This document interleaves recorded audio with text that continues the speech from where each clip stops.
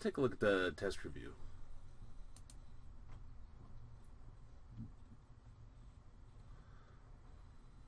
Okay, we've got our first problem here. It says find 7 ordered pairs to the equation y is equal to x squared minus 8, and then determine its graph. Now I'm going to show you a very slick way to do this on your calculator. First off, I'm going to do my y equals clear to clear out wherever's on the line, and then I'll put in my x squared minus 8.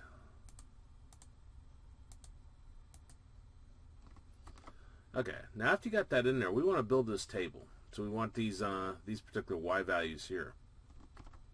Well, if you come over, and we want to go to table setup. You only have to do this table setup one time. If you do second window, down where it says independent, you want that to say ask. Yours probably by default says auto, so it probably looks like this.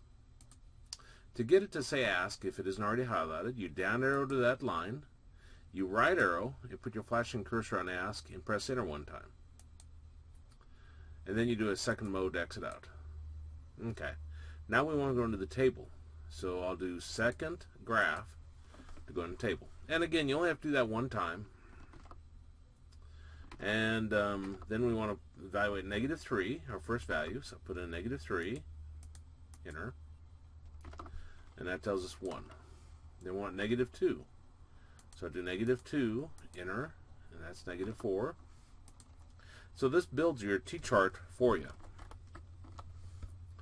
I want -1, and it looks like -1 through 3. So let me go ahead and do those. So -1, enter, 0, enter, 1, enter, 2, enter, 3, enter.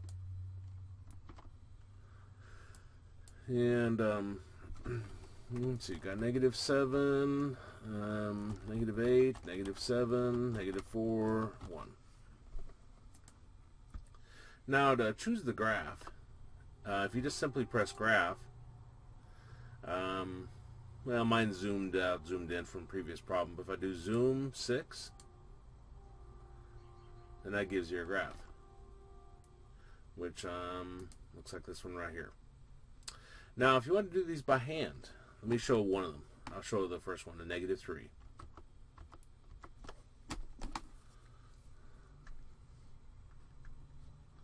So we've got y is equal to x squared minus 8. And we're building a t-chart. And our first value is -3. So what we're going to do is we're going to plug -3 into our problem.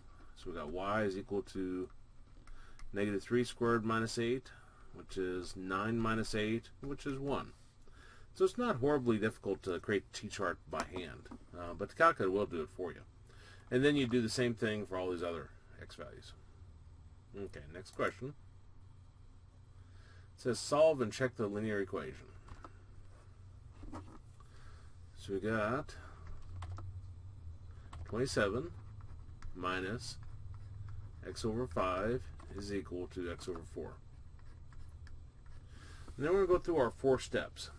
First step is get rid of parentheses, don't have any. Second step is to get rid of fractions. Multiply everything by the LCM of all your denominators. I got 5 and 4, so my LCM would be 20. So I'll take 20 times 27 minus 20 times x over 5 equals 20 times x over 4. Now 5 and 20 are both divisible by 5. 5 divided by 5 is 1. 20 divided by 5 is 4. 4 and 20 are both divisible by 4. 4 divided by 4 is 1. 20 divided by 4 is 5. Which gives us, 0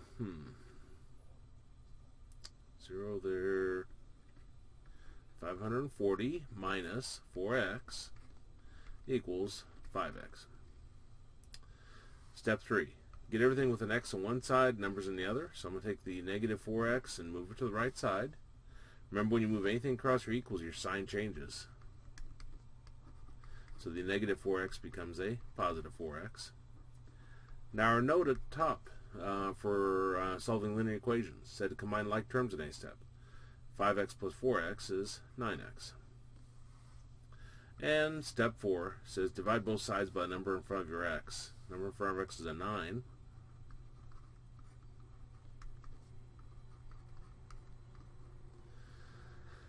And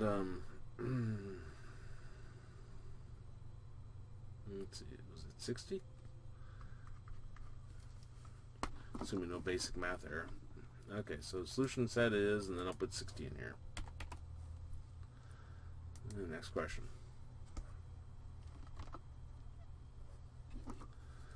Number 3. We got square root of 40 minus 3x is equal to x. And this is a radical equation. Our steps for solving radical equation, step 1 is get a radical by itself. Well, that's done. Step 2, raise both sides to a power equal to the index. Index is a number in a slot, and there is no number in a slot, so it's by default 2, so I square both sides. So I got 40 minus 3x squared is equal to x squared.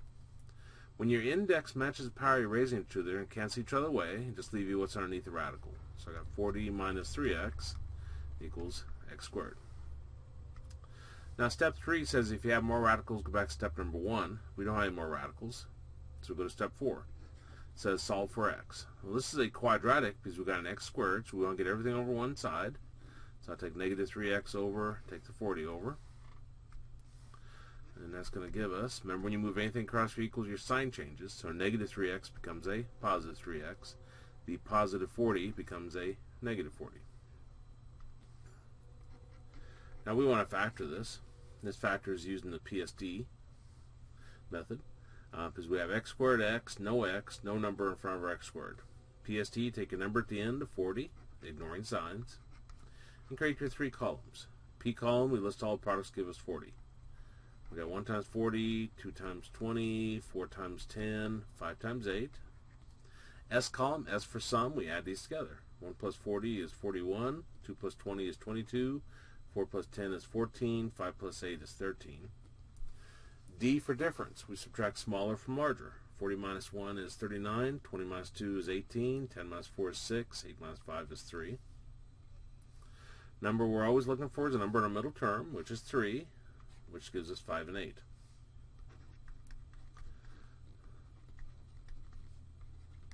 Now our larger number in the P column that we're using 5 and 8, so larger one is the 8, will always be the same sign as the middle term, which in this problem is a positive. Remember our circle is in the difference column, D for different signs, one's positive, one's negative. If that's positive, this one has to be negative. Now zero factor property. It says you get 0 on one side, you factor the other side, you set each factor equal to 0. So I'll set x minus 5 equal to 0, and I'll set x plus 8 equal to 0. Which gives us x equals 5 and x is equal to negative 8. Maybe. Because remember, you have to check your answers. If I put 5 back up here, 3 times 5 is 15, 40 minus 15 is 25, square root of 25 is 5. And if I put 5 here, I get 5. So that gives us 5 equals 5. So that checks. Negative 8. If I put negative 8 in here, negative 3 times negative 8 is 24, plus 40 is 64, square root of 64 is 8. And if I put negative 8 over here, I get 8 equals negative 8, so that one fails. So our only answer is x equals 5. There we go.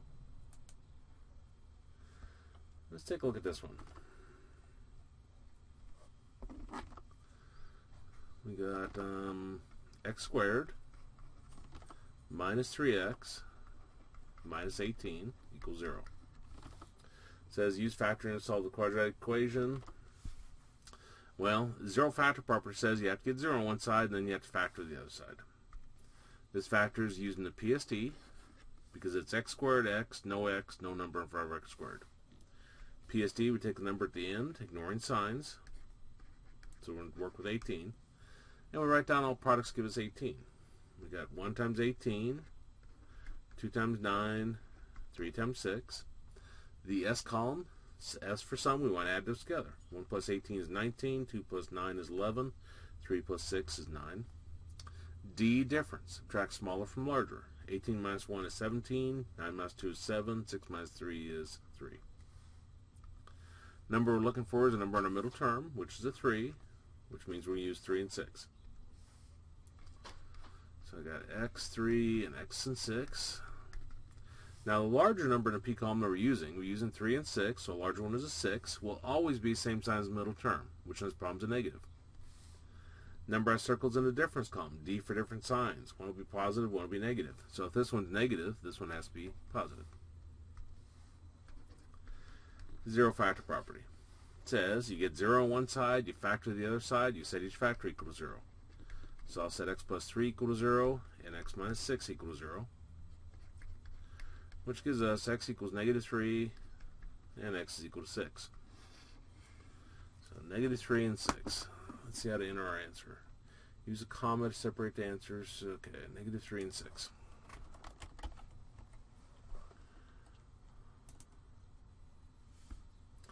Let's take a look at this next one. Square root property, looks like. Solve the equation by square root property. We got 4x minus 5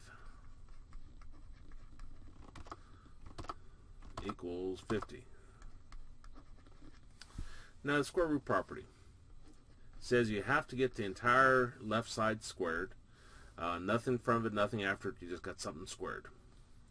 And the formula says you drop your squared and you put a plus or minus square root around the other side.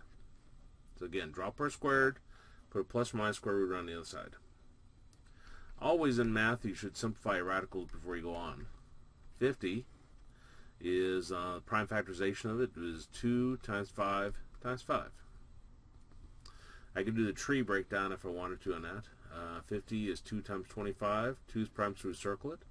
25 is 5 times 5. 5 is prime, so we circle it, and 5 is prime, so we circle it. Now remember, with square roots, we're looking for pairs of something. Here's a pair of 5s. So a pair of 5 is going to come out in front as a single 5. So we've got 4x minus 5 is equal to plus or minus 5 square root of 2. Can't bring the 2 out because we need a pair of them. Now our goal is to get the x by itself, so I'm going to go ahead and take this negative 5 and move it over. So we've got 4x is equal to 5 plus or minus 5 square root of 2. And then the last thing is divide both sides by 4.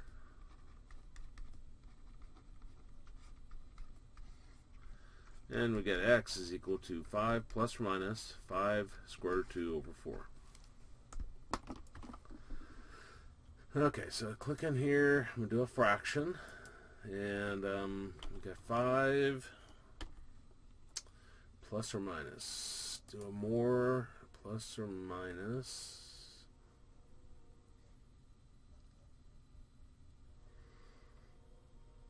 use comma to separate answers. Okay.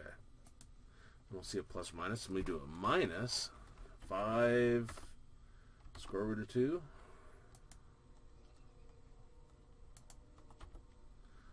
And then over 4. And then do a comma, and a fraction again. Then 5 plus 5 square root of 2 over 4. Type an exact answer using radicals as needed. Use comma separate answers expressed in terms. Okay. Double check that. Okay, next question. Solve the quadratic equation by completing a square.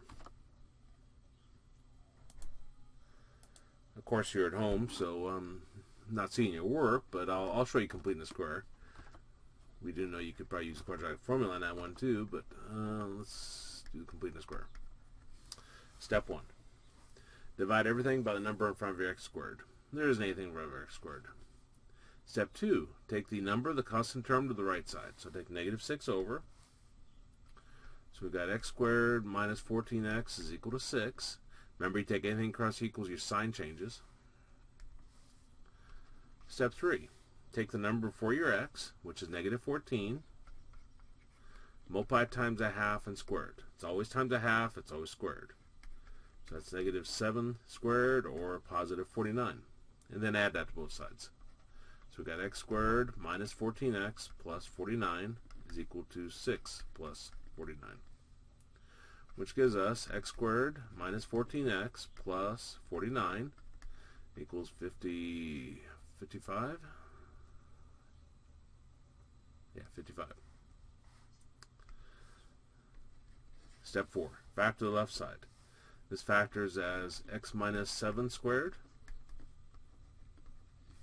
There is no factoring on that. Remember the shortcut. Whatever number's right here, right before you square it, is always what goes right there, sign included.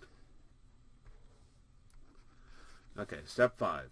Use the square root property to solve for x. Square root property says drop a squared and put a plus or minus square root around the other side. And to get x by itself, I'll take negative 7 over, so we got 7 plus or minus square root of 55. And let's go in with that in. So I'll do 7 minus, 7 minus square root 55. And then comma, and then 7 plus square root of 55. 55 doesn't break down, it's 5 times 11. Next question. Solve the equation using the quadratic formula. Okay. Number 7. We've got 2x squared equals 8x plus 3. And in order to use the quadratic formula, you have to have 0 on one side. So first thing I'll do is take the 8x, move it over, and take 3 and move it over. So we're going to have 2x squared minus 8x minus 3. Remember, you take anything across or equals and your sign changes. We then want to identify our a, b, and c. So a is whatever number is in front of our x squared, which is 2. B is whatever number is in front of our x, which is negative 8. And c is our number at the end, which is negative 3. Quadratic formula is negative b plus or minus square root of b squared minus 4ac all over 2a. If you mess up on signs, it's probably a good idea to go through and replace all of your variables with parentheses before you plug in your numbers. So negative b plus or minus square root of b squared minus 4 times a times c all over 2a. Now b we said was negative 8, so everywhere I had a b I'll put in negative 8. A we said was 2, so everywhere I had an a we'll put in 2. And c is negative 3. Well, negative negative gives us positive 8, plus or minus negative 8 squared is 64. Negative times a negative is positive. 4 times 2 is 8, times 3 is 24, over 4. Which gives us 8 plus or minus square root of 88 over 4. Always simplify your radicals at any point. 88 looks like something I could break down. 2, 4, 8 times 11. And again, I could do the tree thing if I needed to. It's divisible by 2. 2 times 44. 2's prime size circlet. 44 is also divisible by 2. 2 times 22. 2's prime size circlet, and then 22 is divisible by 2. 2 times 11. 2's prime size circlet and 11's prime size circlet. Over 4. Okay. Now, we're looking for pairs of something. Here's a pair of 2's, so they're going to come out in front as a single 2. And we're left with 2 times 11 inside, which is 22 over 4. Now remember, it should be called a 3-number rule. If you can divide this number, and this number by the same number, do so. They're all divisible by 2, so that's going to give us 4 plus or minus 1 square root of 22 over 2, which is simply 4 plus or minus square root of 22 over 2. Let's see, fraction 4 minus square root of 22 over 2, comma, and then fraction again, 4 plus square root of 22. I'm just using my arrow keys to get out of whatever I'm in there, over 2. Oops. Next question. Find all the real and complex roots. This is a U substitution.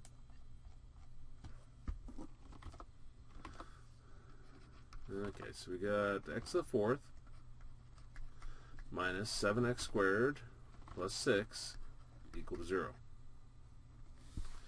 Okay, step 1 of the U substitution. Let the middle part be equal to u, and it never includes a number in front. So we're going to let the x squared be u, and we'll let the x to the 4th be u squared. So we can rewrite this as u squared minus 7u plus 6 equal to 0. Now what told me this was a U substitution is if you can take the middle part here, take the second power, and it gives you the first part, that's when you can use it. Step 2, solve for U. Well, this factors using the Psd because we have U squared U, no U, and there's no number in front of our U squared. So we'll take the number at the end of 6, and we'll create our 3 columns. P column, we're at all products, give us 6. We've got 1 times 6, 2 times 3. Add them. 1 plus 6 is 7, 2 plus 3 is 5. Subtract them. 6 minus 1 is 5, 3 minus 2 is 1. Number we're looking for is a number in our middle term, which is a 7, so we're going to use 1 and 6.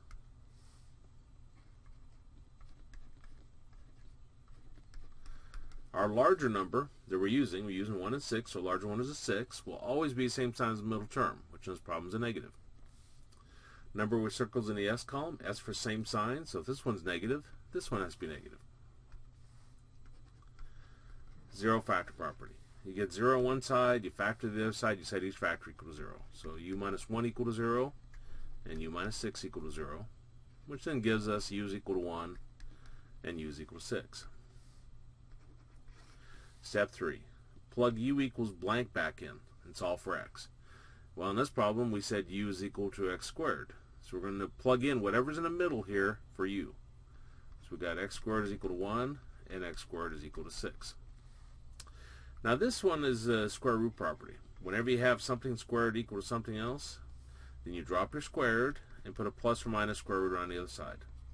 Drop your squared, put a plus or minus square root on the other side. Now square root of 1 is 1, so that simplifies, but 6 can't do anything with. So those would be our 4 answers. Okay, so use a comma separated. Okay, so negative 1, comma 1, comma, negative square root of 6.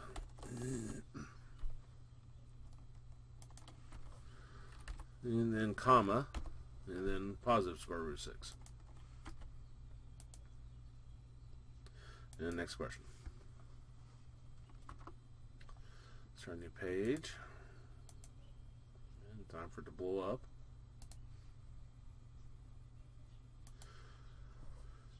There we go. So we get the absolute value of 2x minus 1 is equal to 3. Now, absolute value equation. Your goal is to get the absolute value by itself on the left side. It is. There's no numbers in front of it, no numbers after it. We just got the absolute value of something. If you have it in that form, what's inside your absolute value will be your P, and the other side will be your Q. And our formula says P is equal to Q, and P is equal to negative Q.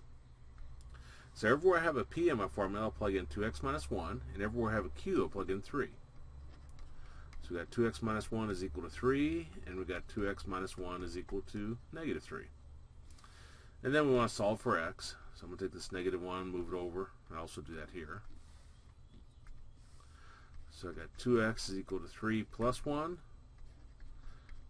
3 plus 1 is 4, and then divide both sides by 2. And we get x is equal to 2. And this one, I'll take the negative 1 over. We've got negative 3 plus 1. Or negative 2, then divide both sides by 2, and we get negative 1. So we got 2, negative 1. I'll put negative 1 for a smaller one. Not that it matters, I don't think. And then next question. Okay.